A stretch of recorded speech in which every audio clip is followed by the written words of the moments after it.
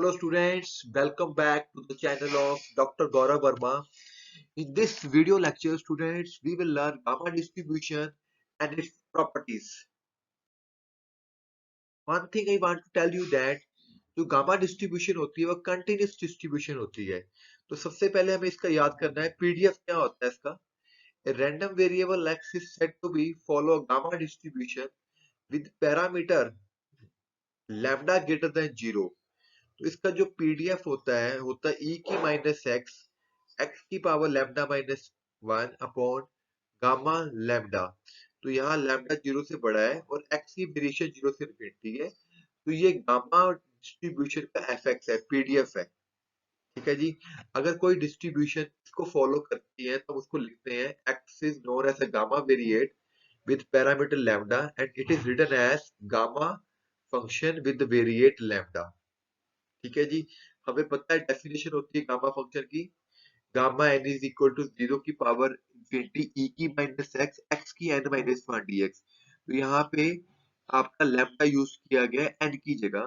तो ऑब्वियसली इस इंटीग्रल की जब इंटीग्रेशन करोगे आप जीरो टू इंफिनिटी ये वन आ जाएगा। ठीक है, कोई ऊपर वाले की वैल्यू गामा डेल्टा होगी वो कट के वन आ जाएगा। इसी तरह अगर आप एक्स में ई एक्स ले लोगे, एक्स की जगह ए एक्स कर लोगे, तो इसमें दो पैरामीटर आ जाएंगे ए और लैम्डा। तो बेसिकली ये गामा डिस्ट्रीब्यूशन आपने याद रखनी है, इसका एफएक्स ये होता है। ठीक है जी। अब हमने ये इसका कोमुलेटिव डिस्ट्रीब्यूशन फंक्शन हो गया। आपको पता है कोमुलेटिव डिस्ट्रीब्यूशन फंक्शन का मतलब होता है probability capital X less than equal to x. क्योंकि ये कंटिन्यूस टाइप का है तो जीरो टू एक्स इसकी प्रोबेबिलिटी होगी ये एफएक्स की। तो यहाँ पे एफएक्स की वैल्यू पुट कर दी गई। तो ये आपके पास आ गया कोमुलेटिव डिस्ट्रीब्यूशन फंक्शन। तो अब इसकी प्रॉपर्टीज करेंगे। सबसे पहली प्रॉपर्टी है फाइंड मूवमेंट जनरेटिंग फंक्शन। हमें पता है कि मूवमेंट जनरेटिंग फंक्शन होता है डेफिनेशन के अकॉर्डिंग एक्सपेक्टेशन ऑफ ईटीएक्स। तो आगे भी हमने किया है इसका काम।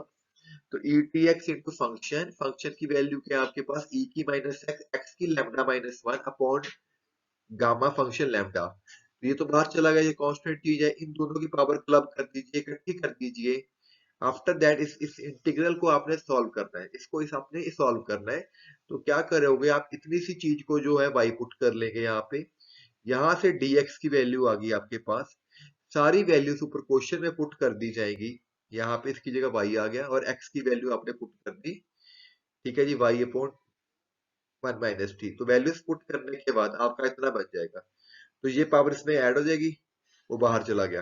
अंदर ये क्या बन गया, this is gamma function gamma lambda. तो गामा लैम्डा आपस में कट गया तो नीचे आपका ये चीज बच गई। This is a formula for movement generative function. अब आपने याद करना है कि इसका मूवमेंट जनरेटिव फंक्शन ये होता है वन माइनस टी की पावर माइनस लैम्डा।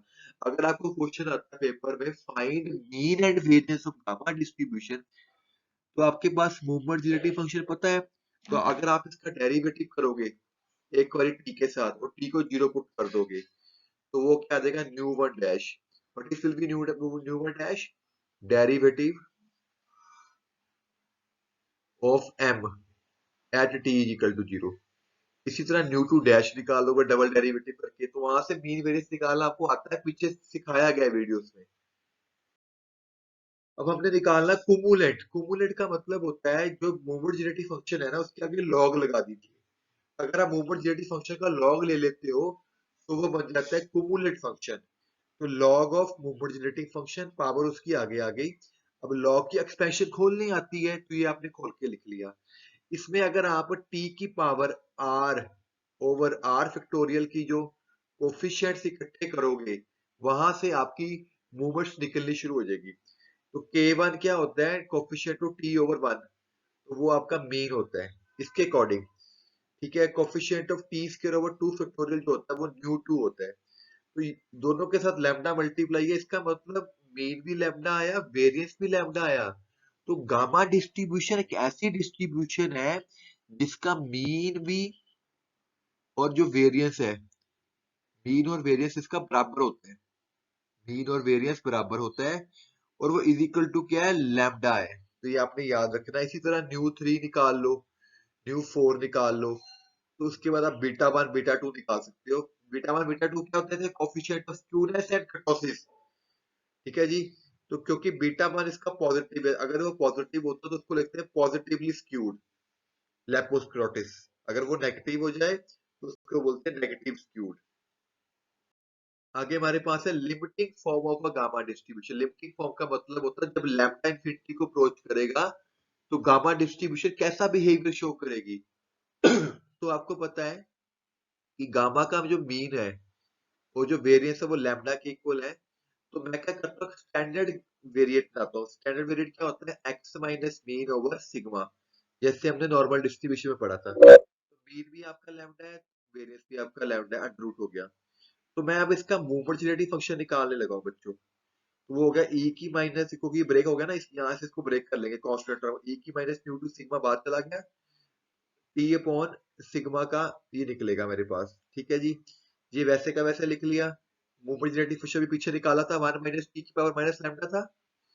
जो इसका मूवमेंट जेनेरेटिव फंक्शन क्या था गामा का, 1 माइनस टी की power minus sigma lambda, sorry. तो यहाँ पे टी की जगह टी बाय सिग्मा आ रहा है, तो यहाँ पे ये वैल्यू यूज कर ली गई।